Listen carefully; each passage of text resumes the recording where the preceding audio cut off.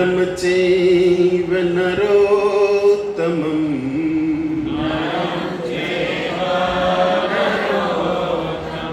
देवीं सरस्वती व्यासं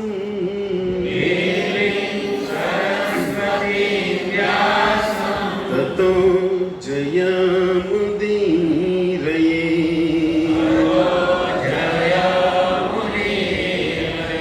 नष्टप्रायेषु भद्रेषु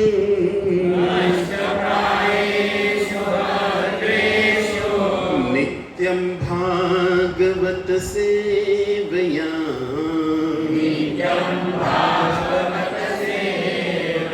भगवती उत्तम श्लोके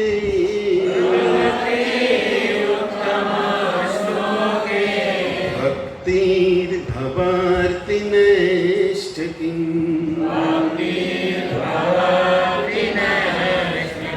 श्री गुरुवे गौरचंद्राय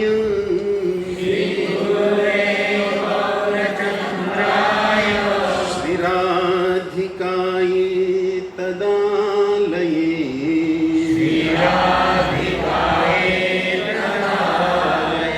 कृष्णाय कृष्ण भक्ताय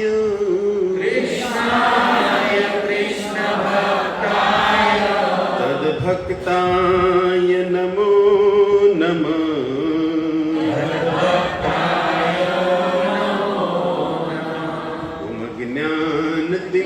ज्ञानतिमिरान्धस्य ज्ञानाञ्जनशलाकया चक्षुरुन्मिलितं येन तस्मै श्रीगुरुवे नमः। नमो विष्णुपादाय कृष्णपृष्ठाय भूतले श्रीमते भक्तिवेदान्त स्वामीति नामिने। नमस्ते सारस्वती देवे गौरवाणी प्रचारिणे निर्विशेष शून्यवादी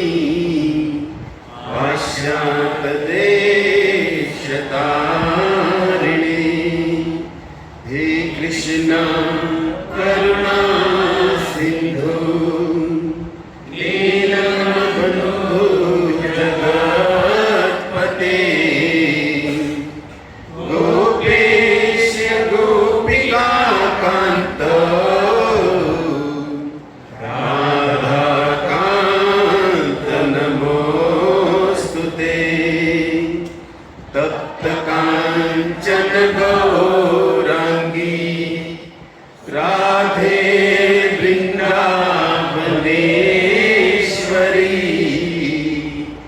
वृषभानुसुते देवी प्रणमामि हरिप्रिये। वञ्चाकल्पतरुभ्यश्च कृपा सिन्धु अभेव च पतितानां पावनेभ्यो वैष्णवेभ्यो नमो नमः। जय श्री कृष्ण चैतन्य प्रभु नित्यानंद श्री अद्वैत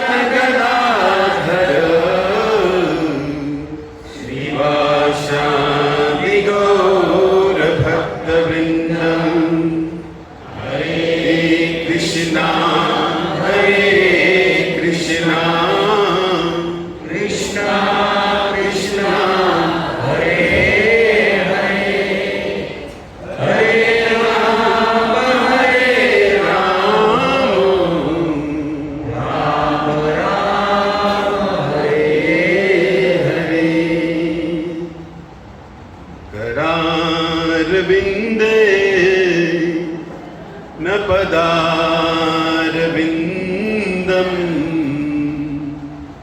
मुखारविन्दे विनिवेशयन्तम् वटस्य पत्रस्य पुटे शयानम् बालं मुकुन्द मनसा स्मरामि श्रीकृष्ण गोविन्द हरे मुरारे हे नाथ नारायण वासुदेव जिह्वे पिबत स्वामृतमेतदेव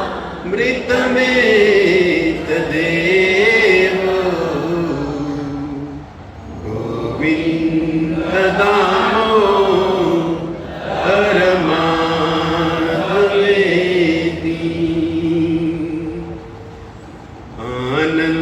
आनन्दलीला मय विग्रहाय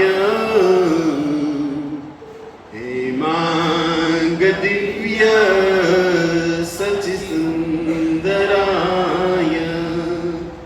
तस्मै महाप्रेमरस प्रदाय चैतन्यचन्द्राय नमो नमस्ते। जय जय राधा रमण जय जय नवल किशोर जय गोपी चित चोर प्रभु जय जय माखन चोर हरे कृष्णा कृष्णा कृष्णा हरे हरे हरे राम राम राम हरे हरे।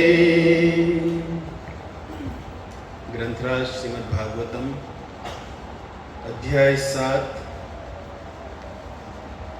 स्कंद 7 अध्याय 9 श्लोक क्रमांक 1 791 श्रीमद् भागवतम। श्री नारद उवाच एवं सुरादय सर्वे ब्रह्मरुद्र पुरस्सरा नोपेतुमशकन्मन्यु शरम्भं सुदुरासदम्। श्रीनारद उवाच एवं सुरादय सर्वे ब्रह्मरुद्र पुरस्सरा नोपेतुमशकन्मन्यु शरम्भं सुदुरासदम्। एवं श्रीनारद उवाच एवं सुरादय सर्वे ब्रह्मरुद्र पुरस्सरा नोपेतुं शक्नुमन्यो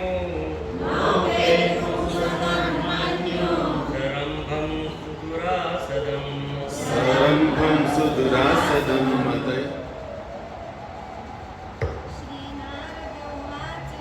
श्रीनारद उवाच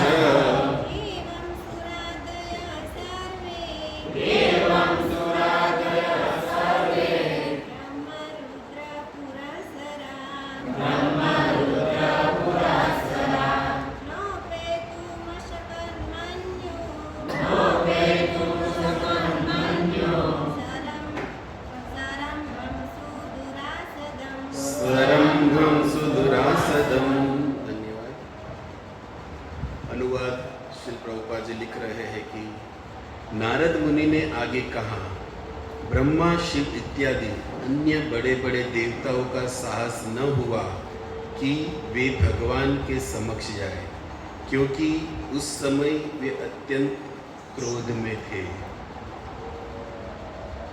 अंतर्राष्ट्रीय कृष्ण भावनामृत संघ मीरा रोड स्थित श्री श्री राधा गिरधारी मंदिर की ओर से प्रति मंगलवार को बाबा सीताराम आंगन में संत सानिध्य में कुछ हरि कथा हरि चर्चा करने का अवसर संतों की कृपा से हमें मिलता है।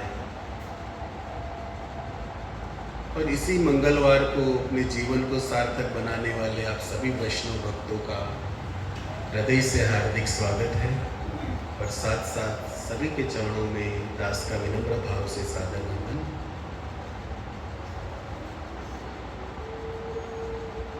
वैसे तो दुख की बात है कि हमारे ही इस परिवार के सदस्य स्वरंजन बेन मांगुकिया, जिन्होंने अपना शरीर त्याग दिया है, उसी के स्मरणार्थे, उसी को याद करते हुए संतों में की कृपा से और भगवान के चरणों में प्रार्थना है कि आज का जो भी ये हरिनाम हम कर रहे हैं, हरि कथा गा रहे हैं, तो संपूर्ण फल भगवान उस आत्मा को प्रदान करें। इस भाव से सत्संग का आयोजन हुआ है।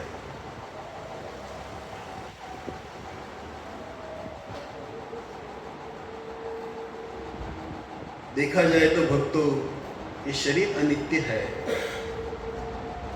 इस अनित्य शरीर में रहते हुए नित्य प्रभु को पकड़ लिया जाए, प्रभु को पा लिया जाए, यही इस शरीर की सौभाग्य की बात है। शरीर आज नहीं तो एक दिन, कोई यहाँ पर अजर अमर है नहीं, सबका छूटने वाला है।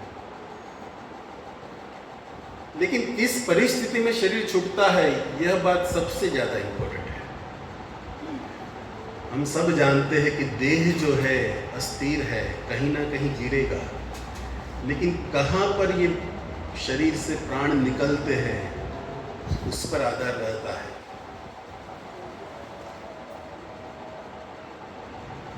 जो रंजन बेन यहाँ से चले थे, आपके बाबा सीताराम महिला मंडल में, जिसका नाम मीठी तरीके आप जानते हो, गुलामणु नाम एक मीठी तरीके તમે ઓળખો છો। વાસ્તવમાં જીવન કઈ રીતે જીવવું એ મહત્વનું નથી, પણ જીવનના અંત સમયે શરીરમાંથી પ્રાણ કઈ રીતે નીકળે એ ઇમ્પોર્ટન્ટ છે। કારણ કે આ જીવન શું છે ભક્તો? મૃત્યુની પરીક્ષા છે। अंत समय हम क्या है, क्या कर रहे हैं, उस पर पूरा जीवन का निर्माण होता है। तो सेवा द्वारा संस्थानी अंदर તમારા બધા માતાઓની વચ્ચે જે હંમેશા મીઠાશ રાખતા, એવા મીઠી બેનની જરૂર પણ ભગવાનને પડી હશે, કારણ કે ન્યાય મીઠાશની તો કાંઈક કમી રહી હશે। ત્યારે જ મીઠી મેકર તો ઘણાઈ ગયા છે તમારે। और मीठी में શું કામ? भगवान जिसे सिलेक्ट करते हैं उसको ऐसे मृत्यु प्राप्त होती है। मैं जैसे आपको पहले बता रहा था कि शरीर अब क्षणभंगुर है, कहीं ना कहीं गिरेगा, लेकिन किस स्थान पर, किस जगह पर, कहाँ गिरता है, उस पर महत्व है। यहाँ से जो चले थे श्रीमद् भागवत को सुनने के लिए, मांगुकिया परिवार का गंगा किनारे पर भागवत हो रहा है, उस भागवत को सुनने के लिए, मतलब मन से यहाँ से श्रीमद् भागवत जो भगवान का शब्दमय ब्रह्म अवतार है ये भागवत, इस भागवत को यहाँ मिरड़ में रहते रहते ही अपने हृदय में बांध लिया था। जब मन के अंदर ये भावना है कि चलो गंगा के घाट के ऊपर जहां पर महामुनि सुखदेव ने परीक्षित को भागवत सुनाया है, उस जगह पर जाकर श्रीमद् भागवत सुनने को मिल रहा है, मतलब यहाँ से अभी गांव बैठे नहीं है ट्रेन में, लेकिन भागवत हृदय में आ गया। और ऐसे भागवत को हृदयस्थ करते हुए गंगा के उस किनारे पर पहुंचने पर जहां पर गंगा के तट पर भागवत हो रहा है और भगवान के चरणों से निकली हुई पूरे त्रिभुवन को पवित्र करने वाली सुरेश्वरी माँ गंगा, जिसको हम भगवान का चरणामृत मानते हैं, ऐसे चरणामृत के पास जिसका देह छूटना, ये साधारण बात नहीं है दोस्तों। शरीर तो किसी ना किसी का छूटता है, लेकिन साधु भी ऐसी मृत्यु की कामना करते हैं। ये जो संत समाज जो फक्कड़ बनकर घूम रहा है, वो भी ऐसे मृत्यु की कामना करता है, लेकिन ऐसी मृत्यु जो भाग्यशाली होते हैं उसको प्रदान होती है। हमारे भारतवर्ष के अंदर 7 पुरी है, सप्तपुरी जिसको कहते हैं, जो मोक्ष प्रदान करने वाली नगरियां हैं। पुरी मतलब शहर, 7 शहर से अपना भारतवर्ष ની અંદર જે જીવાત્માને મોક્ષ પ્રદાન કરે। અયોધ્યા, મથુરા, હરિદ્વાર, વારાણસી, સાઉથની અંદર કાંચીપુરમ, ઉજ્જૈન અને આપણા દ્વારકાધીશ જ્યાં બિરાજે દ્વારિકા, આ 7 પુરીની અંદર જો કોઈ જીવાત્મા પોતાનું શરીર છોડે તો ઉદ્ધમ ગચ્છતિ, ઉપરના લોકને પ્રાપ્ત કરે છે। અને આમનું શરીર છૂટ્યું 7માંથી એક પુરી જે હરિદ્વાર, જ્યાં નિત્ય ભાગવત ચાલતું રહેતું હોય છે। એવું નથી કે આ માંગુ કે પરિદ્વાર, નિત્યમ ભાગવત હરિ ગંગા કિનારે ચાલુ જ હોય છે। કોઈ ના કોઈ સંપ્રદાય, કોઈ ના કોઈ પૂજારી ઇત્યાદि દ્વારા નિત્યમ ભાગવત રસ જ્યાં વહતો હોય અને હારે હારે ગંગા જેવું ચરણામૃત જ્યાં વહતું હોય, ન્યા શરીર છૂટવાની વાત આવી રહી છે।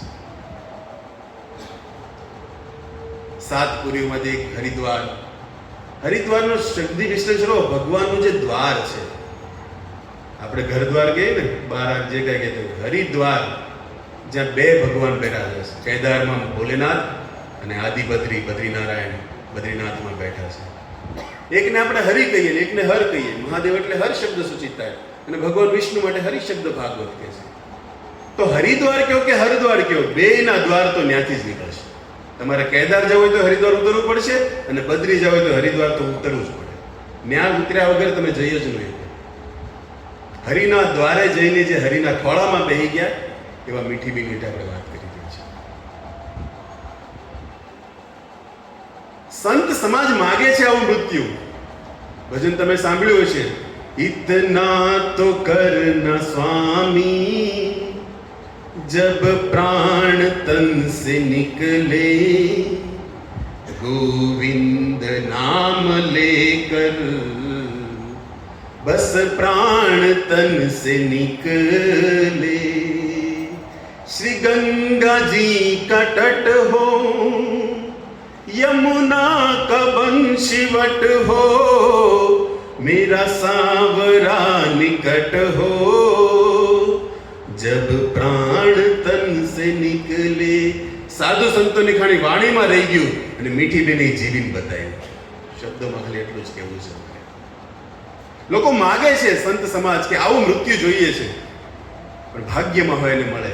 ગંગાજીનો કિનારો હોય, मेरा सांवरा निकट हो, मतलब भागवत साथ, भागवत और सांवले कृष्ण में कोई अंतर नहीं, अभिन्न है। तो भागवत पास है, गंगा साथ में है, हरिनाम संतों का समाज साथ है।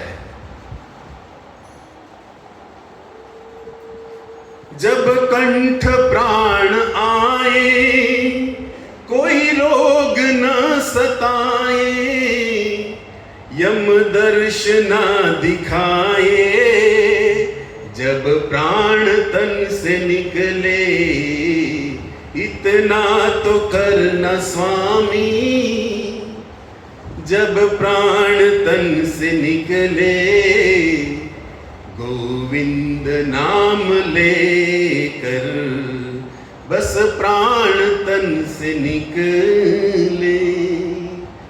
जिसकी कामना साधु समाज करता है, वैसा सौभाग्यशाली मृत्यु को प्राप्त किए है। एक तरफ दुख की बात है, लेकिन शास्त्र से विचार करने पर यदि थोड़ा हमारी बुद्धि से विचार करें तो ये सौभाग्यशाली मृत्यु है। पितामह भीष्म को याद करो, जब पितामह भीष्म अपना शरीर छोड़ रहे थे, ये सांवरा निकट था, कृष्ण सामने खड़े थे, और ये कृष्ण चरणामृत माँ गंगा, ये गंगा ऐसी है देखो जैसे निकलती है भगवान के चरणों से। अब भगवान के चरणों से जो चरणामृत निकलता है वो भगवान के चरणों से दूर जा रहा है, देखने पर चरणों से निकलने पर दूर बहता है, लेकिन ये दूर इसीलिए बहता है कि हम जैसे लोग इसका आचमन स्नान करके प्रभु के निकट जाए, इसीलिए तो गंगा भगवान से दूर बह रही है। ऐसे गंगा जी के किनारे આપણે આમથી ગામડામાં જ્યારે બોલું ત્યારે ગંગાજળ મોઢામાં નાખે તુલસી આ કઈ જરૂર જ ન પડી ત્યાં ગંગાની હારે હું જરૂર છે તુલસી બધું હારે જ છે ને કારણ કે ગંગાજળની અંદર ભાગવતની અંદર જ્યારે પરીક્ષિત મહારાજ એ ગંગાના કિનારે આવીને બેઠા બધાનો પોતાનો ત્યાગ કરીને ત્યારે ગંગાજીના વિષયમાં સુખદેવ ગોસ્વામીએ લખ્યું છે કે ગંગા ઈ ચરણામૃત લઈને રહે છે જ્યાં કૃષ્ણ ગોવિંદના ચરણ ઉપર નિત્ય તુલસી બિરાજિત હોય તુલસીની સુગંધ હારે વહેતું આ ચરણામૃત છે તો તુલસી જલની જરૂર નથી ને પ્રાણ છૂટતા હોય ગયા અને ગંગા તો સાક્ષાત છે જ તે કહેવાય એટલું ઓછું છે આ સૌભાગ્યશાળી મૃત્યુ વિશે પણ મારી કરતાં વધારે અનુભવ તમને હશે માતાઓને કે બસ સ્વભાવને યાદ કરીને પરમાત્માને એ જ પ્રાર્થના સાથે 3 વાર આપણે મહામંત્ર બોલીએ આ પરમાત્મા આ આત્માને પરમાત્મા સુધી પહોંચાડવા માટે કારણ કે ઘણાને આજે જે આધુનિક સમાજ છે ભણેલો સમાજ છે એ આ વાતને સમજતો જ નથી કે મૃત્યુ શરીર છૂટ્યા પછી તે અહીંયા કરવાથી હું મળતું હશે હવે તમે આ મોબાઈલની અંદર નાનો અમથો વોટ્સએપ તમને દેખાય જ પણ જાતો હોય ને હું અહીંથી કરું તમને રાજુભાઈ તમે વોટ્સએપ આવતો તમને દેખાય પણ તો પહોંચી જાય કે નહીં उसी तरह भक्तों भगवान की कुछ लीलाएं होती है यहाँ पर करने पर मिलता है और 12 दिन के लिए तो खास है તો પરિવાર પાછળ જે કાર્ય થઈ રહ્યું છે ધન્ય છે બાપા સેવા સીતારામ સંસ્થાના દરેક સભ્યને કે પોતાના સભ્યને પોતાના પરિવારને આપણું કોઈ હોઈ ગયું હોય એ જ રીતના એની પાછળ હરિનામ હરિકથા હરિભક્તોને ચરણામૃત પ્રસાદ આપવો એ જીવાત્માને પુણ્ય પરમાત્મા સુધી મળે છે તો આવો ભગવત નામની સાથે 3 વાર પુષ્પાંજલિ રૂપે એક શબ્દ જેવી રીતે ઘણા પુષ્પ આપણે તમે આવીને ચડાવો એ એક પુષ્પ થયું એક થયું શબ્દરૂપી પુષ્પાંજલિ અને શબ્દમાં ભગવાન શ્રી કૃષ્ણ છે એવું કોઈ નામ નથી કોઈ બી આપણે શબ્દ લખીએ તો કૃષ્ણ નામ સિવાય કોઈ ન આવે તો હરે કૃષ્ણ મહામંત્ર જે છે એમાં 16 નામ છે ભગવાનના આખો મહામંત્ર તમે પૂરો કરો એટલે 16 નામ થાય તો એવા આપણે 3 વાર બોલીએ એટલે કેટલા થાય 16 તેરી 48 પુષ્પ કૃષ્ણ શબ્દ નામના 48 ફૂલ આપણે જીવાત્માને અર્પિત કરીએ હરે કૃષ્ણ કૃષ્ણ કૃષ્ણ હરે હરે હરે રામ રામ રામ હરે હરે હરે કૃષ્ણ કૃષ્ણ કૃષ્ણ હરે હરે હરે રામ રામ રામ હરે હરે હરે કૃષ્ણ કૃષ્ણ કૃષ્ણ હરે હરે હરે રામ રામ રામ હરે હરે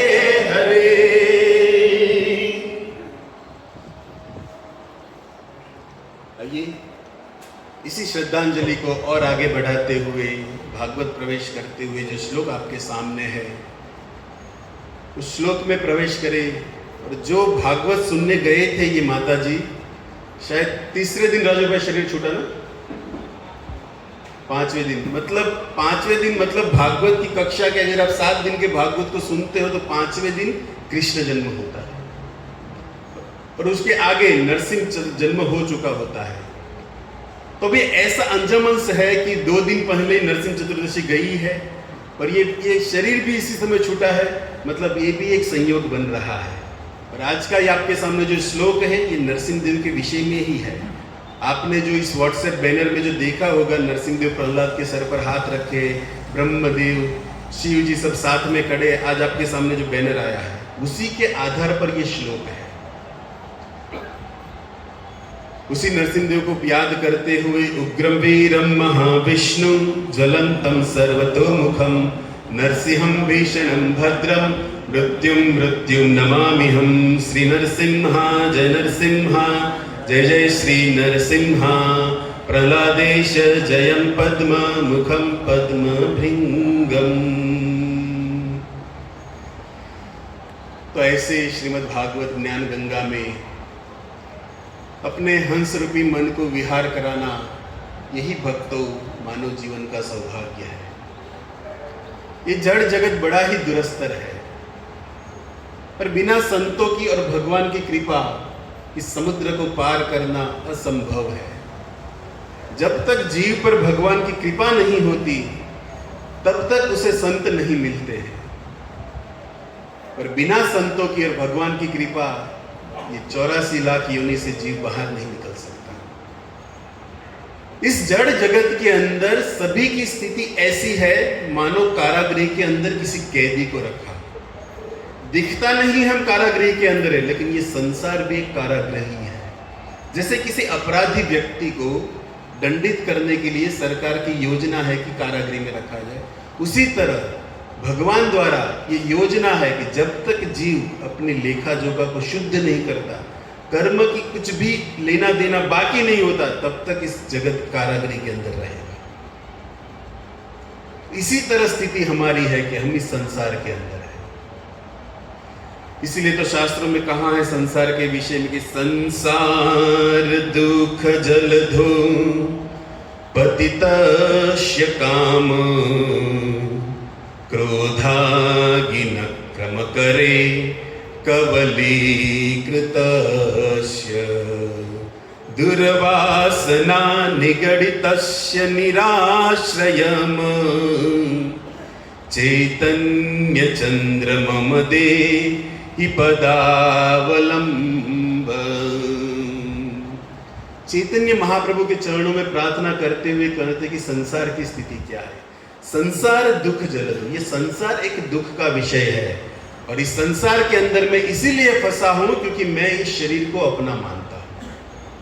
अज्ञानवश इस शरीर को मैं मानते हुए इस शरीर के इंद्रियों को ही सुखी करने के लिए जब तक जीवात्मा इस संसार में कार्य करता है तब तक इस चक्र से बाहर नहीं निकल सकता। इस संसार में क्रोधा की नमस्कारे कवलीकृतस्य पतस्य काम, काम के लिए, अपनी इच्छा पूर्ति के लिए इस योनि में नहीं, ऐसी तो कहीं योनियों से हम यही कार्य कर रहे हैं। आज इच्छा पूरी हो जाए, आज इच्छा पूरी हो जाए, इच्छा की पूर्ति के लिए ही बस खोड़ियो अपने फेरवी રહ્યા છે। जीव ઈનો ही है और ये आज तक किसी का प्राप्त नहीं हुआ। ये कब प्राप्त होगा? संसार की वासना ये हृदय से कब दूर जाएगा? जब ऐसे साधु संतों के पास में बैठकर श्रीमद् भागवत कथा सुनने पर। तो हम सबको भगवान की कृपा से 84 लाख योनि जीव करे रे भ्रमण, सबसे बेस्ट योनि कोई है भगवान को प्राप्त करने की, तो ये शरीर है जिसमें हम बैठे हैं। मानव शरीर भगवान ने दिया है, मतलब मानव शरीर भगवान ने उसको प्राप्त करने के लिए, न कि संसार की वस्तु में 2-5 रुपए के लिए इधर उधर घूमना। ऐसे प्रहलाद महाराज 7वें स्कंद में अपने सहपाठी बालकों को इस मनुष्य देह की उत्तम से उत्तम व्याख्या बताते हुए कहते हैं कि दुर्लभम मानुषम जन्म, कितने कितने प्रयास के बाद हे मित्रों ये मनुष्य शरीर जीव को भगवान प्रदान करते हैं। और ऐसे मनुष्य शरीर के अंदर यथा ही पुरुष विष्णु पाद सर्पण, और कोई योनि में ये बात ही नहीं है कि भगवान को प्राप्त किया जाए, क्योंकि विवेक जो है वो मनुष्य शरीर में है, बुद्धि जो है मनुष्य शरीर में है। मनुष्य शरीर दूसरे शब्दों में कहा जाए यथा ही पुरुषो विष्णु को प्राप्त करने का सबसे बेस्ट साधन है, ये प्रहलाद जी के शब्द है। लेकिन इस शरीर की कीमत न समझते हुए प्रहलाद महाराज और एक बात कहते कि दुरापुरेण कामेन मोहन चल बलियता शेष गृहेषु सत्कर्म प्रमत स्थापयाति। इस मनुष्य शरीर की संतों के द्वारा कीमत न समझते हुए इस मनुष्य शरीर में कामना रूपी एक रोग लगा है। प्रत्येक मनुष्य कामेच्छा रोग के लेकर घूम रहा है और ये कामना रूपी रोग के कारण मनुष्य शरीर की कीमत न समझते हुए हाथ में आया हुआ एक गोल्डन चांस को घुमाकर अन्य योनि की ओर भ्रमण कर देता है। ऐसे भगवान प्रहलाद पर कृपा करने के लिए जो अवतरित हुए हैं, तो ऐसे भगवान की जन्म 2 दिन पहले जो रविवार गया, जिसको वैशाख चतुर्दशी कहते हैं, उसी दिन श्री नरसिंह देव का प्रागट्य दिन हुआ था। और जो प्रहलाद महाराज की आप बात सुन रहे हो, जो 12 महाजनों में एक है, 12 महाजनों का नाम श्रीमद् भागवत के 6ठे स्कंद में यमराज जी बोलते कि स्वयंभु नारद शंभु कुमारो कपिलो मनु प्रहलादो जनको भीष्मो वयासकी वयम। ये 12 लोग हैं जो धर्म को साक्षात समझते हुए भगवान को प्राप्त किए हैं उसमें अपना नाम भी गिना है यमराज जी और प्रहलाद का नाम भी गिना है। तो 12 महाजनों में जो प्रहलाद है वो बोल रहे हैं कि इस जगत के अंदर मनुष्य काम की इच्छा को लेकर घूम रहा है। हम सब जानते हैं कि श्री प्रहलाद महाराज का जन्म जो है वो असुर कुल में हुआ, जिनके पिता हिरण्यकशिपु संसार के सबसे बड़े असुर और उनके यहाँ ये जन्म लिए थे। अब श्रीमद् भागवत के अंदर कहीं भक्तों की कथा है कि जिसने भगवत प्राप्ति की है। जिसकी आपने कथा सुनी होगी उनके पास जगत के अंदर कोई ना कोई साधन था भगवान को प्राप्त करने का, लेकिन ये प्रहलाद महाराज ऐसी स्थिति में थे जहां पर कोई भगवत प्राप्ति का साधन उपलब्ध नहीं था। यहां तक कि स्वयं पिता उनको मारने की चेष्टा में लगे थे। इससे बड़ा तो आज जगत के अंदर कोई होगा कि स्वयं बाप अपने बेटे को मारना चाहता हो। प्रहलाद ऐसी स्थिति में थे, भजन की तो बात ही नहीं थी। हिरण्यकशिपु अपने आप को ही भगवान मानता था। उनके राज्य में यज्ञ वज्ञ सब बंद हो गया था, सब एक ही बनारा लगा था, हिरण्यकशिपु की जय, हिरण्यकशिपु की जय। और उसके बीच कृष्ण नाम लेना मतलब मृत्यु को आमंत्रित देना। ऐसी परिस्थिति में प्रहलाद महाराज भगवत प्राप्ति किए हैं बिना कोई साधन सुविधा के। अन्य भक्तों के पास, ध्रुव के इत्यादि के पास सब सुविधा थी, लेकिन प्रहलाद ऐसे भागवत के अंदर भक्त है जिसको कोई सुविधा नहीं थी, फिर भी भगवत प्राप्ति की और भगवान को अवतरित भी करा दिया अपने शब्दों से। ऐसे प्रहलाद जी के विषय में चैतन्य चरितामृत में महाप्रभु स्वयं बोले भी है कि मैं इस प्रहलाद महाराज के चरित्र को अपने जीवन में 100 बार सुना। हालांकि अधिक सुने, लेकिन कम से कम 100 बार ध्रुव और प्रहलाद का चरित्र महाप्रभु सुने हैं। क्यों? क्योंकि महाप्रभु एक भक्त के रूप में भक्ति का प्रकाशित करने के लिए अवतारित हुए थे, और जगत के अंदर महाप्रभु जब अवतार लिए तब कलयुग था, और कलयुग के अंदर हम भी ऐसी परिस्थिति में ही है जहां पर भगवत भक्ति के साधन में मन लगता नहीं है, जब प्रहलाद की स्थिति थी। हम भजन करना चाहते, लेकिन मित्रता ऐसी होती है कभी कभी, न देखने वाले दृश्य न सुनने वाले शब्द। इसी स्थिति में प्रहलाद की स्थिति थी जो असुर समाज चल रहा था, लेकिन ऐसी परिस्थिति में भी भगवत प्राप्ति किए। इस बात को चैतन्य महाप्रभु जगत को सिखाने के लिए प्रहलाद चरित्र 100 से अधिक बार सुने। मतलब कितना इंपॉर्टेंट होगा ये प्रहलाद का चरित्र। और ऐसे चैतन्य महाप्रभु के सामने स्वरूप दामोदर कहते हैं कि जिस भागवत के अंदर प्रहलाद और ध्रुव की जो कथा है वो भागवत कहाँ सुनना चाहिए। भागवत पढ़ गिया भागवत स्थाने, एकांत आश्रय करी चैतन्य चरणे। इस भागवत के लिए रस का आस्वादन करना है। भागवत एक निगम कल्प तरु फल के समान है, और इस भागवत के फल का यदि रस का आस्वादन करना है तो भक्तों को चाहिए कि इस परंपरा युक्त भागवत रस का आस्वादन करें। और उसमें भी गौड़ीय परंपरा में चैतन्य महाप्रभु के अनुगामी किसी भक्त के मुख से यदि ये रस सुनने को मिल जाए तो ये रस संसार बंधन से बाहर निकलकर कृष्ण प्रेम प्रदान करने वाला भागवत है। यहां पर एक शब्द है कि एकांत आश्रय करी। अब देखो, चैतन्य महाप्रभु के सामने स्वरूप रामराय बोल रहे हैं कि भागवत पढ़ गया वैष्णव स्थान, वैष्णव के पास जाकर भागवत सुनना चाहिए। भागवत सुनने के बाद एकांत आश्रय, जितनी भी कथा हम सुनते हैं उसको एकांत होने पर उस कथा का मनन करना, स्मरण करना, यह भागवत की महिमा है। एकांत स्थान करी चैतन्य चरण। अब एकांत शब्द पर यदि आप विचार करो तो मान लो आप यहां से जाकर भागवत स्मरण करने बैठो, एकांत है, एकांत में क्या भागवत स्मरण होगा? एकांत शब्द के लिए कहीं कहीं बात है, जो एकांत मूर्ख समाज जो है, जिसको भागवत से कुछ लेना देना नहीं है, उसके लिए एकांत जो है ना भक्तों कारागृह के समान है, और जो ज्ञानी है उसके लिए एकांत स्वर्ग के समान बन जाएगा। अब जो भोगी है उसके लिए अभिशाप बन जाएगा। एकांत सबके लिए, लेकिन भोगी के लिए अभिशाप, योगी के लिए आशीर्वाद बन जाएगा। और यही एकांत किसी वासना युक्त हृदय वाला है, उनके लिए तो बस विषय वासना का वन बनकर घूमेगा एकांत। और जो प्रेमी हृदय वृंदावन वाला है, उनके लिए एकांत अपने वृंदावन ठाकुर का राज्य बन जाएगा, प्रेम राज्य बन जाएगा। तो ये भागवत हमें योगी से भोगी से योगी बनाता है, मूर्ख से ज्ञानी बनाता है, और वासना युक्त जो हृदय है उसको निकालकर प्रेम राज्य वृंदावन बनाता है। ये भागवत है। लेकिन ये प्राप्त करने के लिए एकांत के अंदर ऐसी कथा स्मरण करने का जीवात्मा को अनुभव तब होगा जब इस पर अभ्यास किया जाएगा।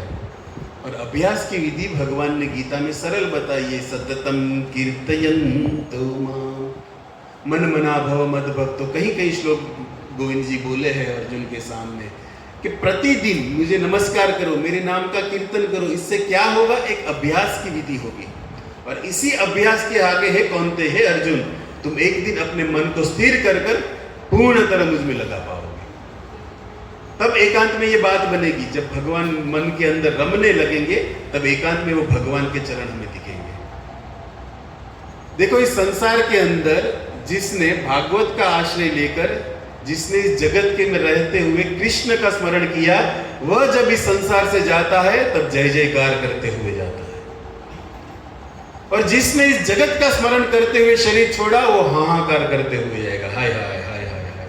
जमुना दरबारे तारू जोर नहीं चाले, पल पल न लेखा त्या तो मांग शेरे।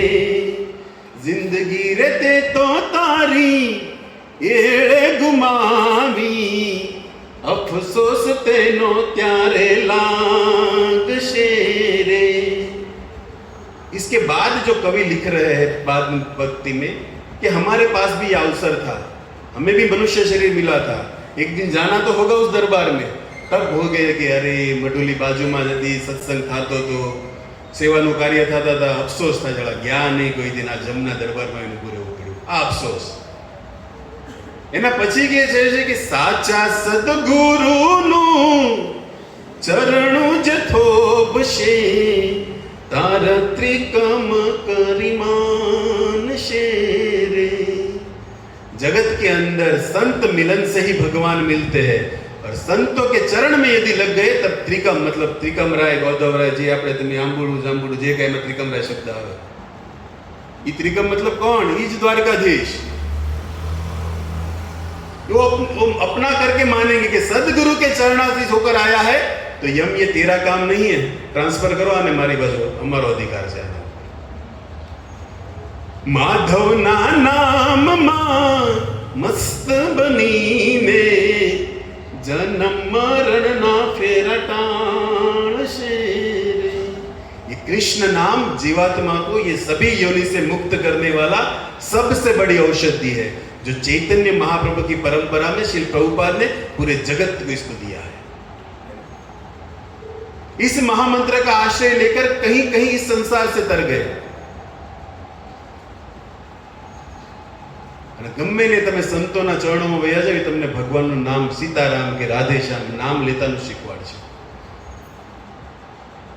અને ઈ નામમાં જ્યારે મસ્ત બનશું ત્યારે આ વાત થાય કે એકાંતની અંદર ભાગવત સ્મરણ થાય। ભગવાનને જીવાત્માની અંદર બધું ગમે। કૃષ્ણને પોતાના અંશ, કારણ કે એનો જ અંશ છે જીવાત્મા, બધી વાત ભગવાનને પોતાના અંશની ગમે, પણ એક વસ્તુ ગમતી નથી કે એના હૃદયની અંદર અભિમાન જ્યારે આવી જાય। जीव का भगवान सभी पसंद करते हैं लेकिन अभिमान कभी पसंद नहीं करते। कपट हृदय में छिद्र न भव, राम नो स्वभाव से। यहां तक कि मैं सेवा कर रहा हूं ये अभिमान भी भगवान को पसंद नहीं है। और ऐसा ही अभिमान करने बैठे थे जय विजय, जो भगवान के पार्षद है।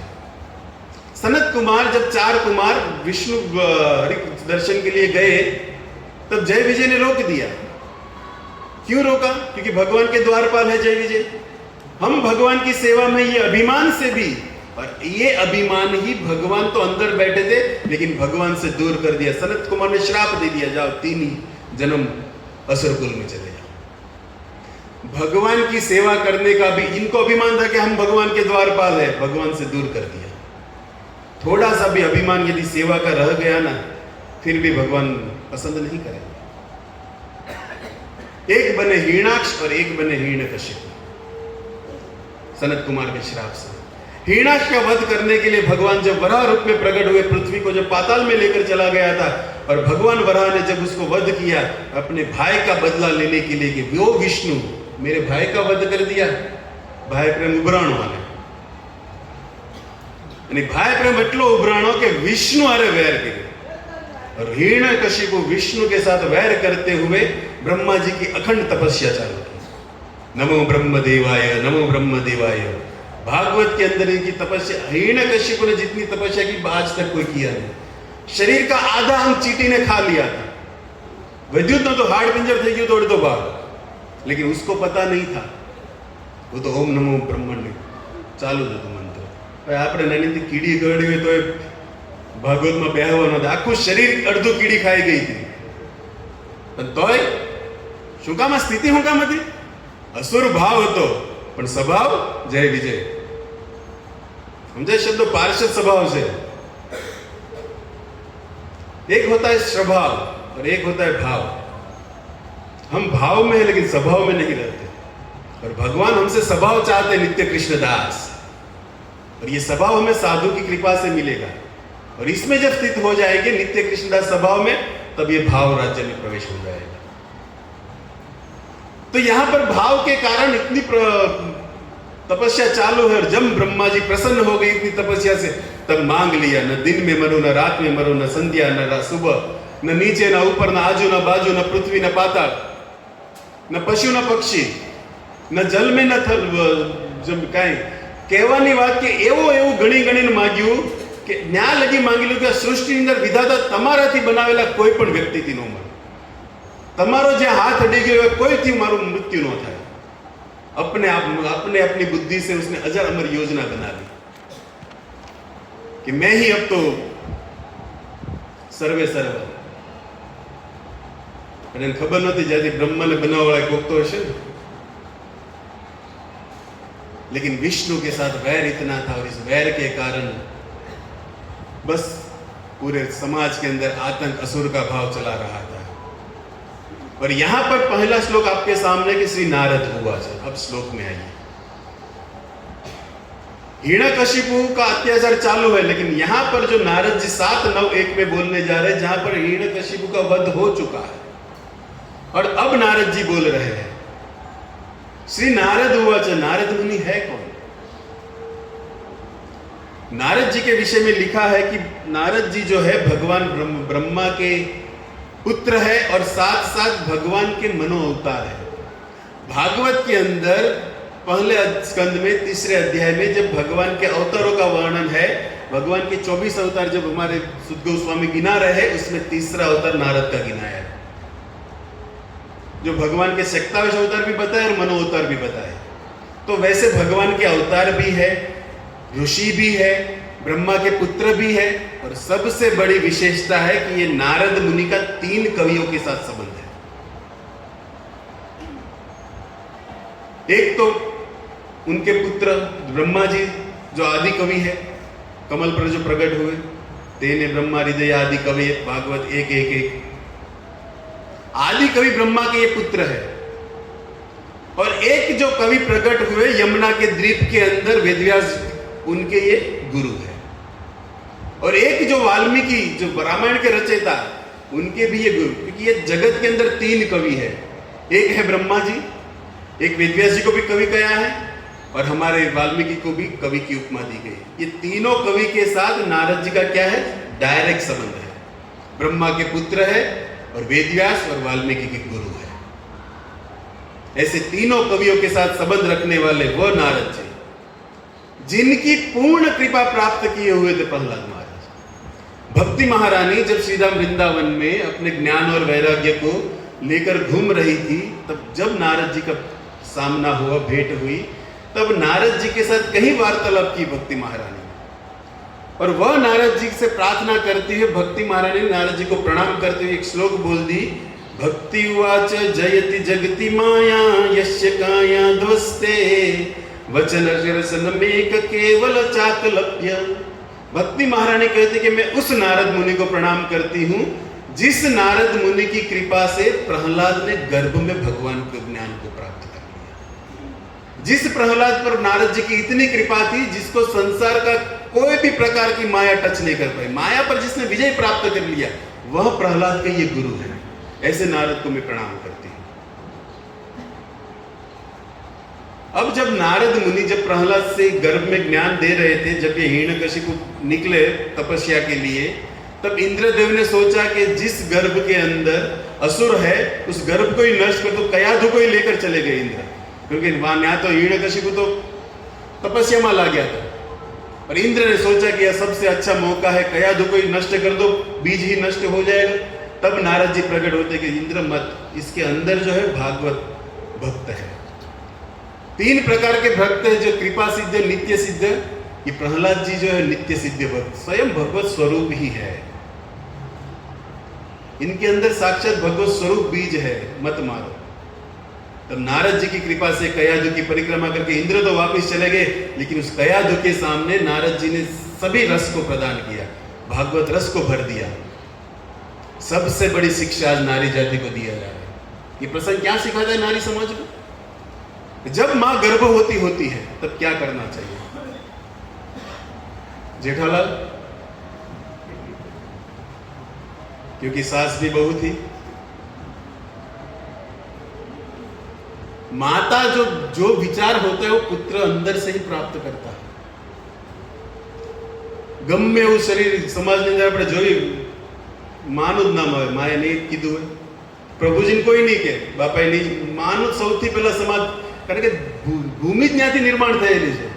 અને એ સમાજને शिक्षा દેવા માટે નારદ મુનિનો પ્રસંગ બહુ એટલે બહુ સમાજને જરૂરી છે। माँ जब गर्भवती होती तब धार्मिक अनुष्ठान होना चाहिए, भागवत सुनना, भागवत पढ़ना, महामंत्र जपना, संतों की सेवा करनी। यह तो कर रही थी कयाधु जब नारद जी साथ में थे, और उन्हीं के बल पर, उन्हीं के साथ भागवत रस भी प्रदान हो गया और प्रहलाद जैसा महाभागवत प्रकट हो गया। ऐसे प्रहलाद महाराज के विषय में कहते हैं कि जब ये प्रहलाद जी कयाधु के गर्भ से प्रकट हुए और जब ये गुरुकुल में पढ़ने गए, तब अपने साथ सभी बच्चों को शिक्षा भी दी। और शिक्षा प्राप्त करके जब पुनः अपने पिता के पास वापस आए, स्वर्ण अमृत लेकर आए, और अपने पिता को देखकर, अपने बच्चे को देखकर हिरण्यकशिपु को इतना प्रेम हुआ कि पास बुलाकर पूछता है कि सबसे अच्छी बात क्या सीखे हो गुरुकुल में? आपने कोई छोकरा भणवा मोकले पूछवी ने કેટલા ટકા આવ્યા, હું આવ્યું, જે કાંઈ રિઝલ્ટ આ જતું 10માનું બહુ સારું રિઝલ્ટ આવ્યું છે, બધા વિદ્યાર્થીઓને શુભકામનાएं, પોતાની तरक्की કરે। उसी तरह पूछ रहे हैं ये प्रहलाद जी के, हे बेटा, इतने दिनों से गुरुकुल में हो, सबसे अच्छी बात क्या लगी? महाभागवत। उसको चाहता था कि ये बोलेगा कि केम लोगों खिस्सा कापा, केम समाज पर आतंक, એવું આ બોલ છે, પણ ये विपरीत बोले कि हे साधु, हे प्रभु जी, हे पिताश्री, ये जो संसार है ना वो एक वन के समान है। यहाँ पर व्यक्ति दुख ही भोगता है। इस संसार को त्याग कर यदि भगवत प्राप्ति करनी तो वन में जाओ और कृष्ण का नाम लो। અને હિરણ્યકશિપુનું તમારે આવું પણ પોતાના પુત્ર પર ક્રોધ ન આવ્યો, ટીચરોને બોલાવે, એ શણવરા હું શીખવાડ્યું છે અને આટલું ફી આપું છું, इसको ऐसा बनाओ कि કેમ લોકોને હેરાન કરવું, એની માટે આપણે ગુરુકુળ ખોલ્યું છે। નવો ધંધો કેમ શીખવાડ્યો? વિષ્ણુ વિષ્ણુ શું છે? ले जाओ पुनः। दूसरी बार लेकर आए, अब क्या सीखे हो? श्रवण कीर्तनम विष्णु स्मरणम पाद सेवनम अर्चनम वंदनम साख्यम दस्यम आत्मनिवेदन। 9 भक्ति का वर्णन कर दिया। हे पिताजी, ये 9 प्रकार की भक्ति ही भगवान कृष्ण को प्राप्त कराने वाली है। हूँ आमा पीड़्या सो पण निकलो, या श्रवण करो, या कीर्तन करो, या स्मरण करो, यही भगवान को मिलाने वाली भक्ति है। और अब हिरण्यकशिपु से रहा नहीं गया, कितना कितना वार्तालाप हुआ, यहां तक बोल दिया कि पूरा जो ये देख रहा है तो संसार, हिरण्यकशिपु का नाम लेते हुए सब डरते हैं, और तू छोटा सा डर नहीं रहा मुझसे? तने बीक नहीं लगती? मारी भ्रुकुट उभरे थे, सूर्य ऊपर आम तेम थी जाए, અને તું નાનો તો 5 વર્ષનો બીક નથી लगती तने? प्रहलाद महाराज बड़े ही शांत स्वभाव से बोले कि हे पिताजी, तुमको जहां से डराने का बल आ रहा है, वही प्रभु से मुझे बचने का डर आ रहा है। बलनो स्रोत तो एक ज छे, एंजिन तो एक ज छे, न्याथी ज हालशे बधी गाड़ी, गोदाउन एक ज छे, कोकने बीवरावવાનો અને કોકને બચાવવાનો આવે। મને ઈ મળી રહ્યું છે, તમે તો ધમકાવો, ફરક કાંઈ નહીં પડે। नित्य स्मरण ओम नमो भगवते वासुदेवाय, 12 मंत्र जन नारद मुनि प्रदान કર્યો। कितना कितना साहस किया प्रहलाद को मारने के लिए। आज कोई पिता इतना नहीं, हम एक बार दौड़ आप लाफा मार दिए। हाथी के पैर के नीचे जिसको कुचलने का प्रयास, गरम तेल के अंदर जिसको डालकर फ्राई करने का प्रयास, समुद्र के बीच में जाकर समुद्र से फेंकने का प्रयास, क्यों मरे गम्य हम करें, सर्पों के बीच में डाल दिया, कहीं कहीं प्रयास किया लेकिन फिर सब विफल। क्यों? क्योंकि नित्य मन के अंदर ओम नमो भगवते वासुदेवाय। देखो भक्तों, समाज के अंदर कभी विपरीत परिस्थिति आ सकती है कि हम जिस स्थान में भजन करते हो मानव से कोई बाधा युक्त हो सकता है, लेकिन मन में क्या कोई गिरी जाओ मनुष्य। मन में नित्य स्मरण चालू रखो, हरे कृष्ण कृष्ण कृष्ण हरे हरे हरे राम। ये बात सिखा रहे प्रहलाद जी। बाहर से भले मारने का प्रयास, लेकिन मन भगवान को दे चुके थे, मन में ओम नमो भगवते वासुदेवाय। यहां तक कि जो होलिका, जो हिरण्यकशिपु की बहन, जिसको वरदान था कि अग्नि छू नहीं सकती, वो बुआ धुआ हो गई, लेकिन प्रहलाद एज इट इज ओम नमो भगवते। जेने वरदान છે કે અગ્નિ બાળી નો કે બુઆ ઈ ફય તમારે હળગી ભસ્મ થઈ ગયા, પણ પ્રહલાદ નો વાળ વાંકો નો થયો। राखे कृष्ण मारे कौन? भगवान जिसको बचाना चाहते कौन इस जगत के अंदर मारने वाला हो सकता है? અને ભગવાન જેને મારना चाहे આખું સમાજ બધા એક બાજુ થઈ દેવ સમાજ, પણ કોણ બચાવી શકે? शक्ति तो एक જ છે, प्रहलाद કૈરાજ के एक ही पास से आती है। नहीं डर लगता? नहीं लगता बीक। अच्छा, किसके बल पर तू ये साहस कर रहा है? मेरे लिए तो एक ही साहस का बल है, वो है श्री हरि विष्णु। अत्र तत्र सर्वत्र सभी जगह पर है। जब पूछा कि क्या क्या तेरा विष्णु कहाँ कहाँ है, सब क्या नहीं क्यों? पिता पूछ रहा है कि विष्णु कहाँ है, प्रहलाद के क्या नहीं क्यों? अत्र तत्र सर्वत्र कण कण विभु व्याप्त છે। बस જોવા માટે સંતની દ્રષ્ટિ જોઈએ અને ચક્ષુદાન દિલો જેવી ગુરુ સાધકની દ્રશ્ય આપશે कि पूरा समाज ની અંદર जित देखूं वही श्याम भई है। गोपियों में भाव होता सभी जगह पर है। और उस राज सिंहासन, ये सभा के अंदर स्तंभ की ओर दृष्टि करते प्रसंग आप जानते हो। थांभलाમાં છે હતા નહીં ને, આપણે જે બોલો ડ્રામામાં પહેલેથી આમ નરસિંહદેવે મોઢું પહેરીને બેહાડી દીધા હોય એમ નહોતા બેહાર્યા, હમણે વારો એટલે પાડો નહોતા જ તે, પણ તોય અંદર બેઠેલા હતા। પ્રહલાદ गुरु महाराज बहुत मस्त बात ऊपर करे से। महाराज जी कहते हैं कि देखो, इस संसार के अंदर साधारण एक एक्सरे मशीन बॉडी के अंदर क्या है वो देख लेती है। जड़ समाज के द्वारा, मनुष्य द्वारा बनाई हुई ये एक्सरे मशीन भी बता देती है कि शरीर में कई जगह क्या वांधो से। तो प्रहलाद जैसा गुरु दृष्टि प्राप्त किए हुआ स्तंभे के अंदर यदि भगवान को देखते तो क्या बड़ा आश्चर्य है। मशीन में ताकत हो तो भगवत स्वरूप से ये नौ जो है थांभला नहीं कृष्ण बोले है उसके अंदर। और जब प्रहार किया अपनी सभी मुट्ठी को लगाकर उस स्तंभ कर मारते हुए, और उस स्तंभ में से जो भगवान प्रकट हुए, क्यों प्रकट हुए? सत्यम विधातु निज भृत्य भाषितम व्याप्ति च भूतेषु अखिलेषु चात्मन अदृश्याद्भुत रूपम हृदयम स्तंभे सभाया न मृगम न मानुषम। ऐसा अद्भुत रूप जो आज तक संसार में किसी ने देखा नहीं था। अर्धो शरीर माणानु अर्धो सिंहनु। क्यों प्रकट क्यों हुए? अपने भक्त की बात को साबित करने के लिए, मेरे भक्त कभी झूठ नहीं बोलते। प्रहलाद ने कहा कि खंबे में है तो है, बस अपने भक्त के वचन को रखने के लिए वो विभु स्तंभ से प्रकट हुए। और प्रकट होते हुए हिरण्यकशिपु का आप सब जानते हो किस तरह मारा, लेकिन मुझे आपको आचार्य की टीका से इस बात को कहना कि जब हिरण्यकशिपु तो भगवान मार रहे थे, और हिरण्यकशिपु जो मारना था याद करा, एक एक ब्रह्मा जी का जो वाक्य था एक एक याद कराया, न दिन न रात संध्या समय, न बार न अंदर घરની દહલી બાર હાકે। બાર હાકે એવું છે તમે ઘરે નો અંદર એને બારે નો કહીએ, न भूमि न ऊपर मारा खोलामा। सब बात को याद याद कराते हुए अब जब नरसिंहदेव को बैठना था हिरण्यकशिपु को मारने के लिए, तब कहां बैठे? जो हिरण्यकशिपु का जो सिंहासन था सोने का उसको ही खींचे, और खींचते हुए एक दहलीज पर लेकर आए। पहले नरसिंहदेव बैठे उसके ऊपर, फिर उस हिरण्यकशिपु को गोद में लेकर इस तरह फाड़ दिया जैसे जंगल का केसरी वनराज सिंह अपने शिकार को फाड़ देता है। और जब सिंह जब शिकार करता है तब उसका सिंह का एक अलग मूड होता है कि अपने शिकार के आंत को फाड़कर बाहर निकाल देता है। उसी तरह नरसिंहदेव सिंह आवेश में है, हिरण्यकशिपु के वज्र के समान उस छाती को अपने कोमल हाथों से इस तरह फाड़कर उस आंत को बाहर निकाले। और वहां पर कोई माला पहनाने वाले नहीं, तो उसी आंत की स्वयं माला पहन ली। और जब हिरण्यकशिपु की छाती को फाड़ दिए और जब खून के फुहारे निकले, तब जो नरसिंहदेव के जो मुख पर जो फूल ये खून सब लगा था, जैसे सिंह अपने ही जबड़े से जड़बे से सब खून को चाटता है, उसी तरह इस असुर का खून को भगवान चाट रहे हैं।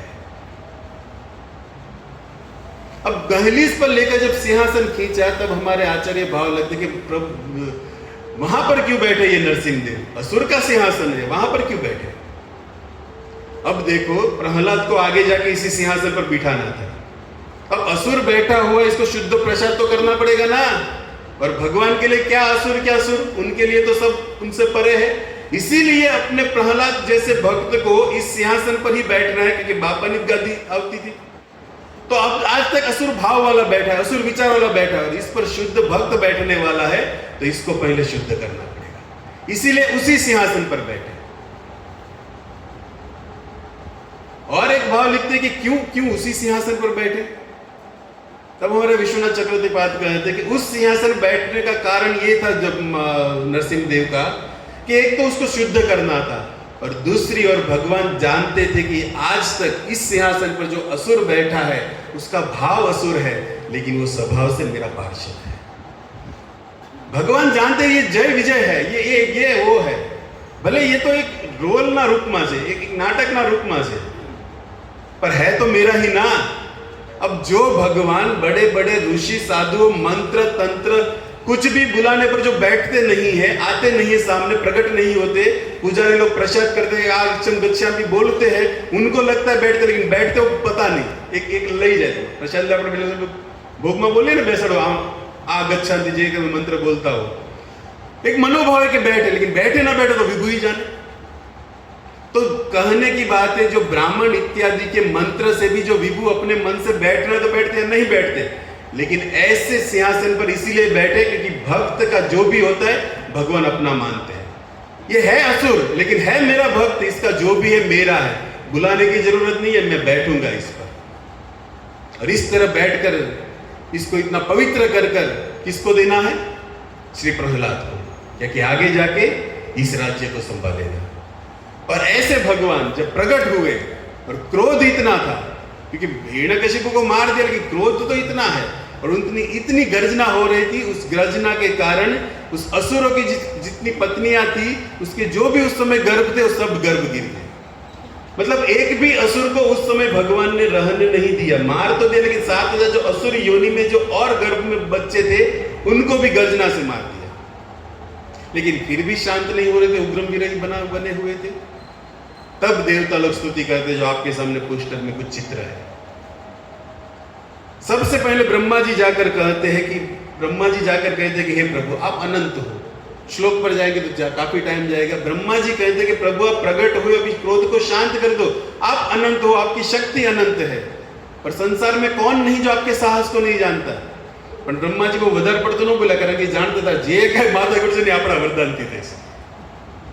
ये जो भी झमेला है, जो भी आतंक हिरण्यकशिपु को आज तक मचाया, उसका नींव तो मैं तथास्तु नोट की तो क्या करवानो હતો।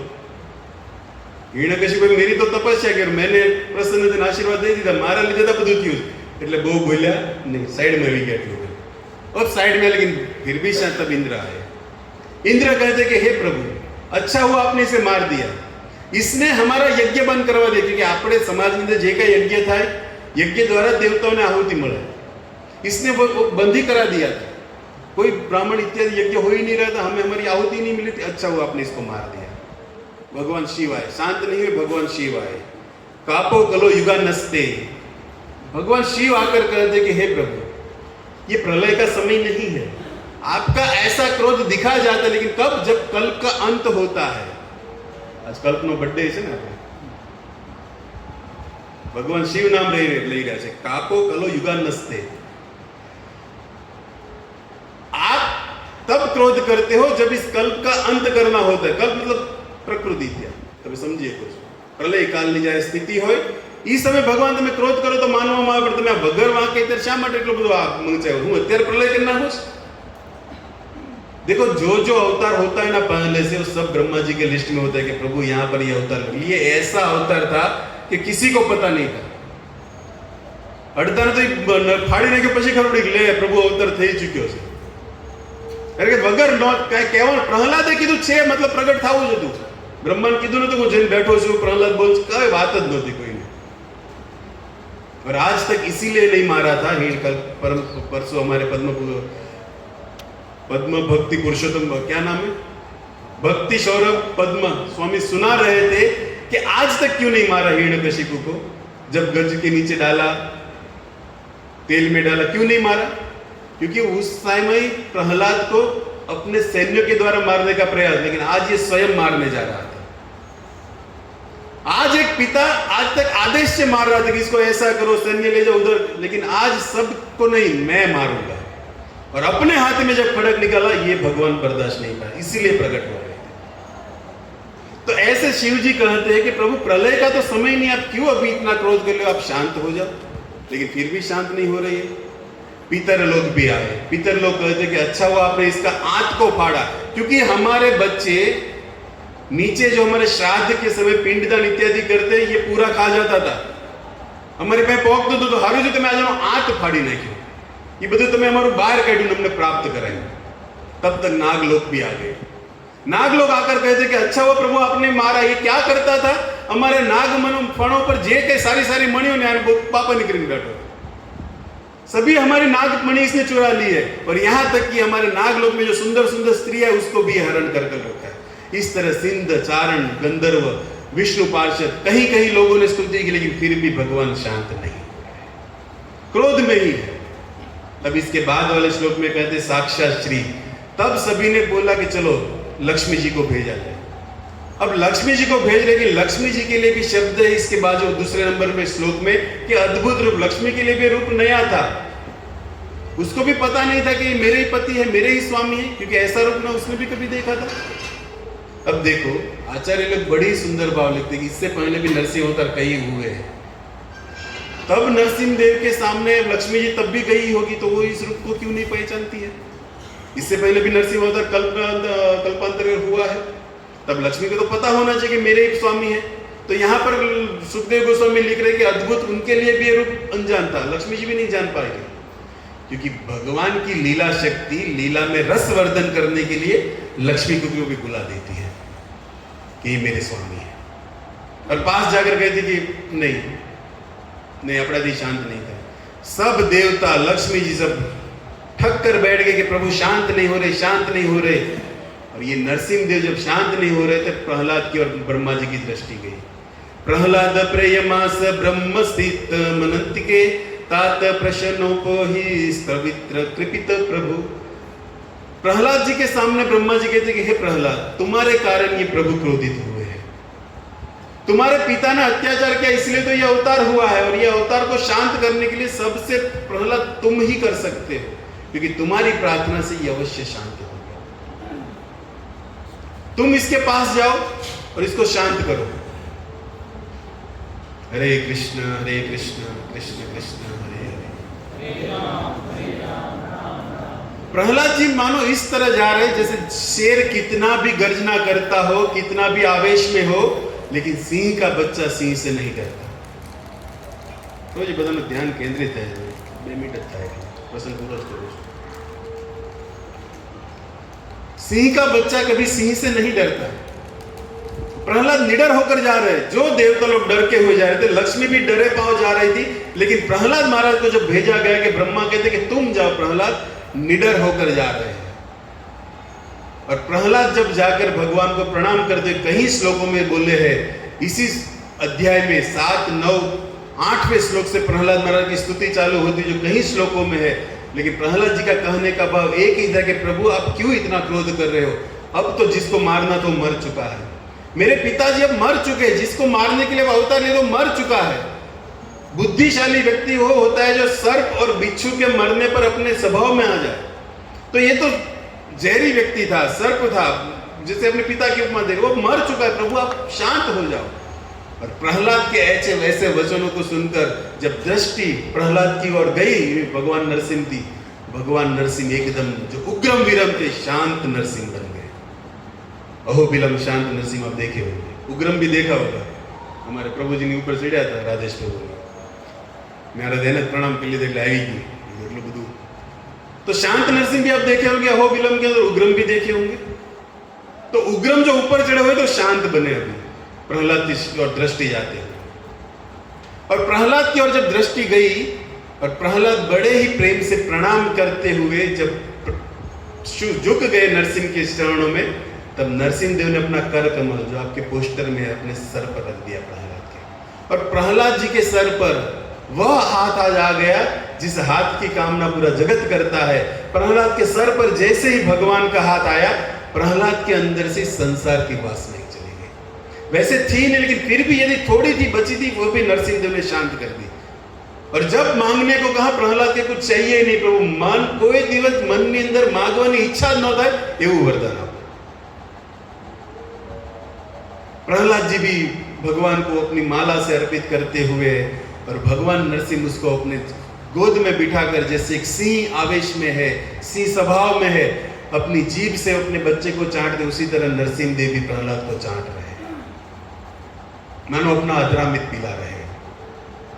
तो इस तरह नरसिंह देव सभा में प्रकट हुए, और जो किसी से शांत न हुए वो भगवान अपने भक्त से शांत होते हैं। शांताकारं भुजगशयनं। भक्त के अंदर ये शक्ति होती है कि भगवान को भी वश में कर ले, जो यहाँ पर ये उदाहरण दिख रहा है। जो किसी के वश में नहीं हुए शांत, वो छोटे से 5 साल के प्रहलाद के वश में हो गए। और प्रहलाद महाराज ने कहीं कहीं स्तुति की है, जिसको हमारे आचार्य ने आरती के रूप में कहा है, नमस्ते नरसिंहाय,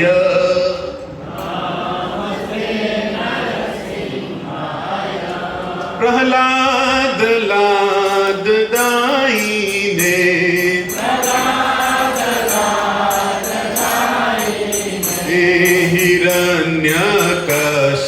हिरण्यकशिपुर्वक्षः,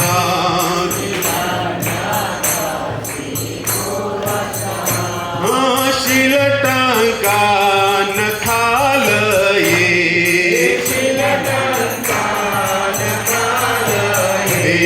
इतो नरसिंहा परतो नरसिंहा, इतो नरसिंहा परतो नरसिंहा, यतो यतो यामि ततो नरसिंहा, यतो यतो यामि ततो नरसिंहा, बाहिर नरसिंहा हृदये नरसिंहा, बाहिर नरसिंहा हृदये नरसिंहा, नरसिंहमदिं शरणां पप्रदे, नरसिंहमदिं ऐसे नरसिंह की शरण लेता हूं। तव कर कमल बरे नाथा, अद्भुत श्रृंगार दलिता हिरण्यकशिपु, तनु भृंगार केशवधीता नर हरि रूपा, जय जगदीश हरे, जय जगदीश हरे, जय जगदीश हरे।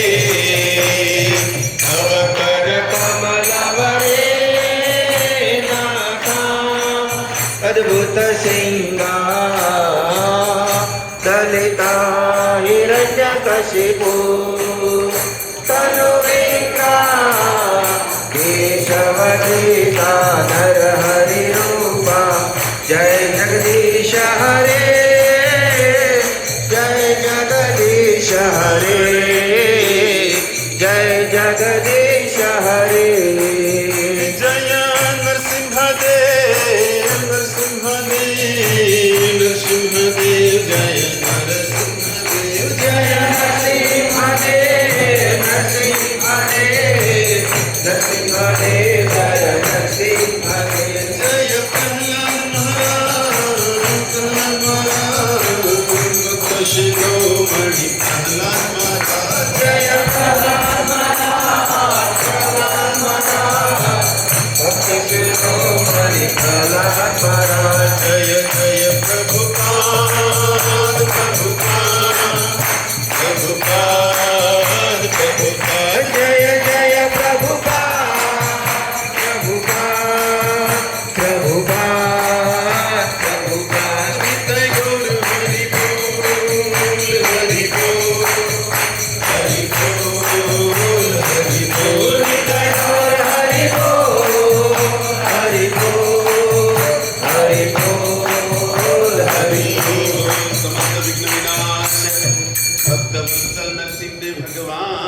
की जय। भक्तराज शिरोमणि प्रहलाद महाराज की जय। निताय गौर प्रेमानंदे हरि हरि बोल। प्रया सत्संग राख्યો છે એવા રંજનબેન ભગવત ધામ ગયા છે અને બાપા સીતારામ સંસ્થા સેવાના ભક્તોનો આદેશ પણ છે કે ફરી એકવાર શ્રદ્ધાંજલિ નિમિત્તે પુષ્પાંજલિ નિમિત્તે ભગવત ધામ પગાડવા માટે તો આપણી પાસે તો એક જ વસ્તુ છે કે મહામંત્રના આધારે તે ભગવત ધામ કોઈ વ્યક્તિ જઈ શકે. તો પૂર્ણાવતી કરતા ફરીથી એકવાર એમનું સ્મરણાર્થે મીઠીબેન રંજનબેન જે તમે નામ કહેતા હો એમના સ્મરણાર્થે અને સાથે સાથે અમારે મંજીભાઈ સુપુત્ર કલ્પનો જન્મદિવસ પણ છે. તો આ મહામંત્ર એવું છે જે બધાય હાલે આશીર્વાદના રૂપમાં સારું કામ હોય કે મોડું કામ હોય બધે મહામંત્રથી આશીર્વાદ મળે. તો એમને શ્રદ્ધાંજલિ માટે અને કલ્પને એના ઉજ્જવલ ભવિષ્ય માટે ભગવત ધામ અગ્રસર રહે, ભગવત મતી રહે, સાધુ સંતોનો આશીર્વાદ રહે એ ભાવથી પણ 3 વાર પાછું આપણે મહામંત્ર સાથે પુષ્પાંજલિ આશીર્વાદ દેતા આ સત્સંગને વિદા વિરામ આપીએ. હરે કૃષ્ણ કૃષ્ણ કૃષ્ણ હરે હરે હરે